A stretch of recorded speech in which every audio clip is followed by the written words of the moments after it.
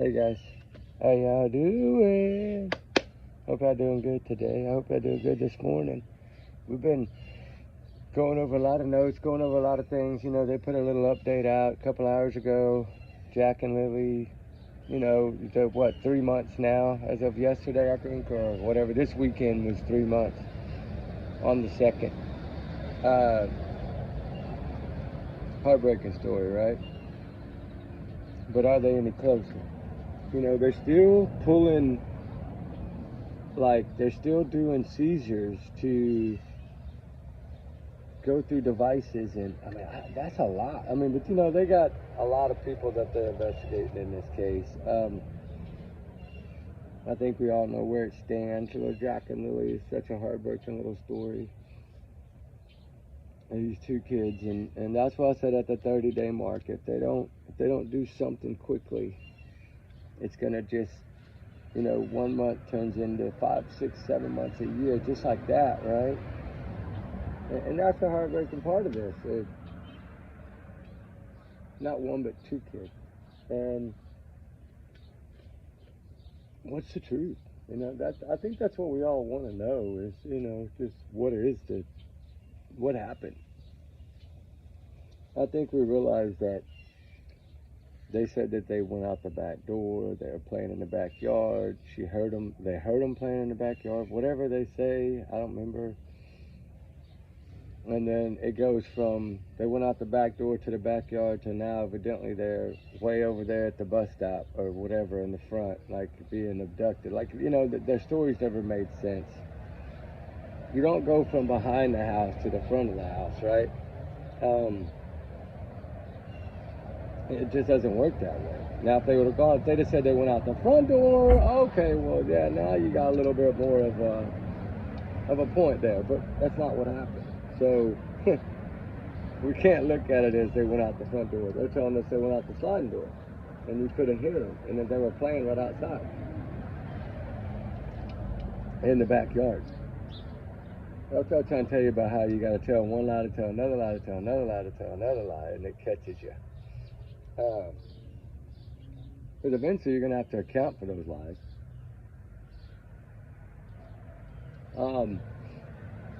Like I said, there's been a lot of people talking, there's been a lot of beans being spilled, there's been a lot of this, that, we take some of it, we don't take some of it we know could be fact, some of it could be total garbage. But there's some things that you just can't get around. The pink blanket, cell phone technology, satellite imagery photos. From what I hear, they're requesting a whole bunch of stuff, so that's good. Something that may paint a bigger picture, because you got to look at it. What they said, in a weekend, 6, 7 days in, when they said they were scaling back and that they felt that Jack and Lily weren't with us anymore, like, there's a reason that they said that. They're not just going to come out and shoot everybody's hope down and find these children.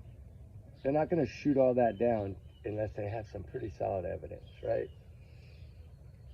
I think people are bypassing what they've told us and trying to create what they think. And they've told us from the first week into this thing that they didn't believe these kids were with us. And as heartbreaking as that is, we all want to have hope, but it's hard to have hope when you have a very quiet law enforcement divisions. All those divisions are quiet. They're not leaking anything. And they come out and say that. That is as blunt and forceful, straightforward as you can get. And they want that their main focus is they want to know the truth of what happened to these children. It's not about missing kids. We're not searching for these. We want to find the truth. That's what they're telling us. Just like in Sebastian Rogers' case, they want to find the truth. Summer Wells, they want to find the truth. That's telling us that they know more. They just don't have enough yet. And I've always felt that they jumped on this pretty quickly, and that they were able to get a lot. There's still a couple of pieces of the puzzle that they're waiting to break. And sometimes it's a bigger picture than what we see. There's a lot of things that I always say what you learn in the first few days is usually when people are just filling it out there, right? Half of it's true, a quarter of their story is true, 75% of their story is true. Sometimes 100% of their story might be true. But of course, as we build our videos, we can never say 100%, right? Unless they admit to it. Then of course, if they admit to it and they plead guilty, like Stearns or not, or if they plead guilty and tell us, yeah, okay, all right, you're guilty. But until either law enforcement discovers it and makes arrests, or the people come out and tell us they're guilty, we still got to kind of do what we do, right? Dig, investigate, see what we can try to figure out. Stay in contact with our sources, try to meet new sources, reaching out by email, trying to get information. Don't ever be scared to ask any question. I ask questions all the time that I know I'm probably never going to get the answer to, but I still ask them. Because you never know. Sometimes that one person might be in the right mood that just gives you the answer you're looking for. In this case, I have learned early on by being able to see drone footage that this is a way bigger case than what people think it is. There's a lot of dominoes that played in this, a role in this. And it wasn't something that just developed on May 1st or May 2nd. It's something that gradually I've been building. Child Protective Services, which they're now a big player in this case, period. They are helping in this investigation. That's serious. That means evidently the allegations brought forward by Child Protective Services months before this, even possibly weeks before this, was there's some truth to it. You got to remember, these are teachers. Usually it's the school, the teachers, somebody really close that's with these kids a lot, bus drivers, teachers, counselors, nurses at school, that usually call CPS, right, or Child Protective Services. And somebody had reached out a few times, so we know that they're involved. So like I said from early on, this is another Sebastian Rogers / Summer Wells type case. Stephanie Darwin, it's another case just like these other ones. And it's just so, the Amber Alert not being put out to me, was always spoke volumes. Because if they'd have had any hunch at all, they'd have had any sign to show them that these children were abducted, believe me, an Amber Alert would have been utilized. I think the fact that their stories never made sense, what they found inside that home in the first few hours, all those things led up to them not putting out an Amber Alert, okay? And then, as all of us, we want to learn things. But we really want to learn facts and truth. And that's why we say avoid all the BS, because what did I say early on? That man that was coming out, okay, law enforcement would have known that by that point, right? If this dude was credible, he would be a witness. He would have been silent. He would have been shut up. He would have been not talking, just like Malaya. He would have not been, they would have told him, don't talk, don't say nothing, just shut up, right? Keep living in your car and hush, right? That's why I knew that it was a bunch of BS. It was he wanted his little moments of fame, right? We saw an opportunity that might have worked in his favor, and it backfired, yes, and it usually does. If you're not truthful, usually it does backfire. And there's a lot that people were trying to do. And then the biggest bombshell to me of all is when Daniel's mother spoke. That is the biggest clue to me. One of the biggest, most important interviews in this case. We got to see real, raw emotion. We got to see someone that was not grieving for what is her step-grandchildren. If we're to believe they're married, their step-grandchildren. Some children that she was around every day, that she was supposed to protect and look after and care for. okay? She never shed a tear. She never raised her emotion levels talking about Jack and Lily that entire interview. She had no problem showing the sliding door. That to me was loud. I don't care what anybody says. If we could hear it from that far away, imagine, right? It's loud. It's not quiet. No sliding doors are quiet, especially when they close. Right when you close them, they latch them. Even when you latch them, they go click. You know, they're loud. And the door was closed. Jack and Lily never left it closed. They always left it open. Daniel told us that. That was his words that told us they always left the door open, and he had to get on to them. So that never made sense. The back door never made sense, just like the front door in the Sebastian Rogers case never made sense. I think that when any kind of human being that has a heart, you know, the biological grandmother that didn't get to see her grandbabies very often at all, was holding pictures, rubbing them with her thumb, trying to fight tears back the whole entire interview that she gave on Jack and Lily. And she hadn't seen him in over a year and a half, and she still was, she's broke. She's broken. That's real emotion. You can't hold it back.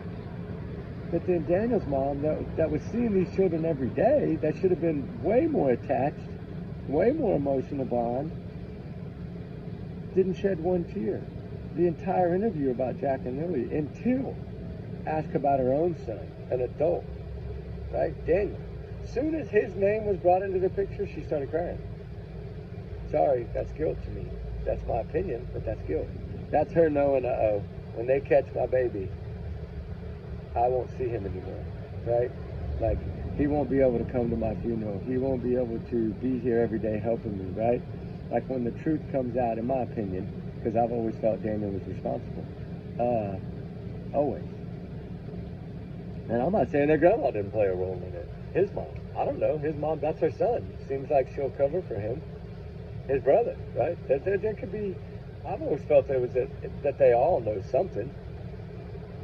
I think Malia knows some stuff, but I think she's pretty much being utilized as a partial witness in this. And I could be wrong, and I might be wrong. She might be just as guilty as they are. I don't know. It just doesn't appear that way to me.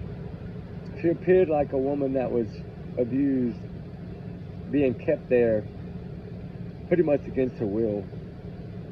Her children being abused by this man. She was probably being abused by this man.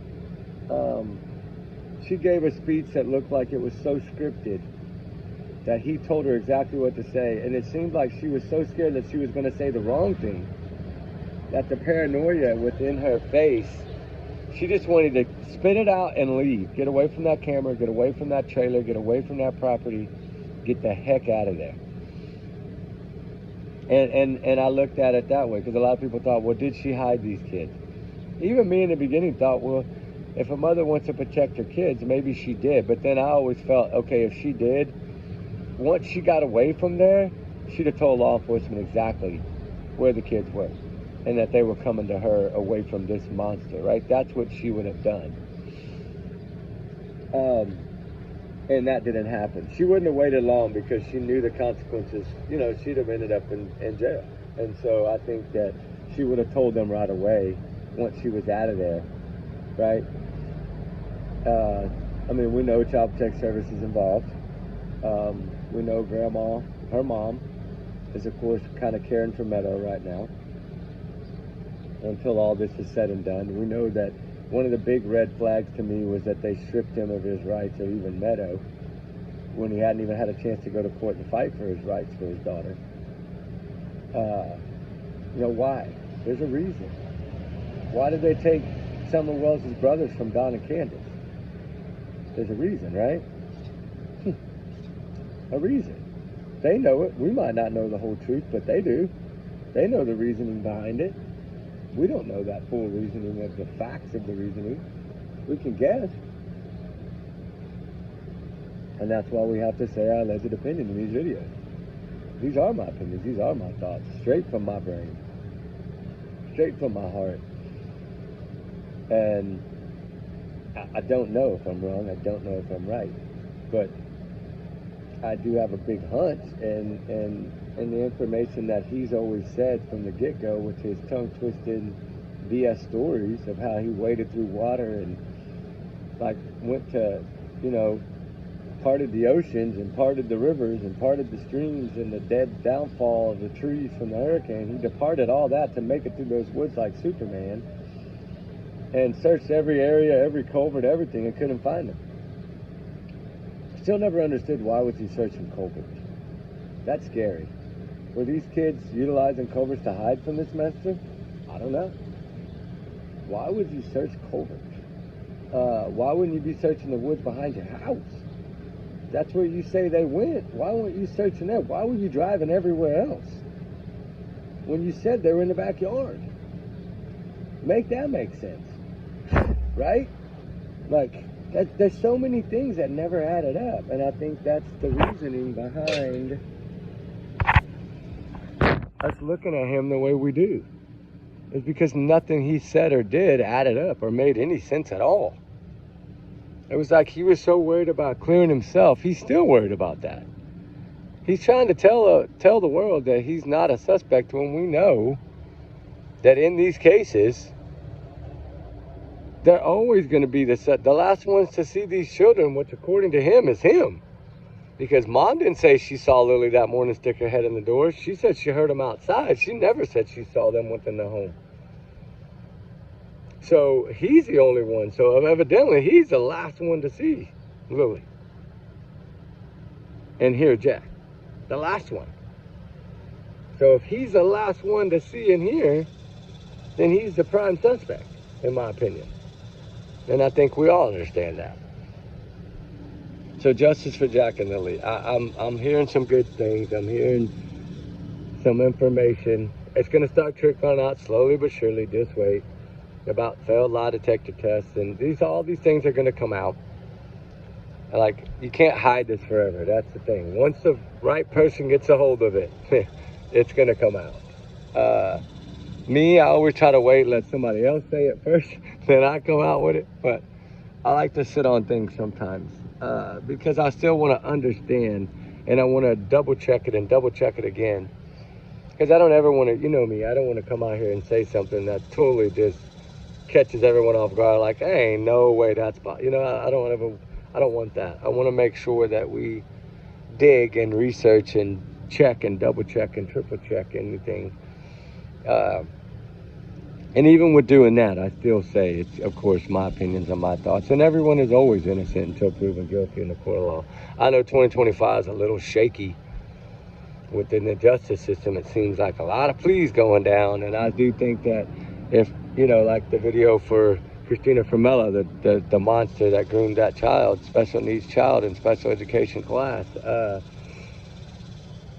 think she might flee. But, she's got nothing to lose to flee. Except for she's going to take her husband and everybody down with her if she does, because that's the first ones they're going to go after them.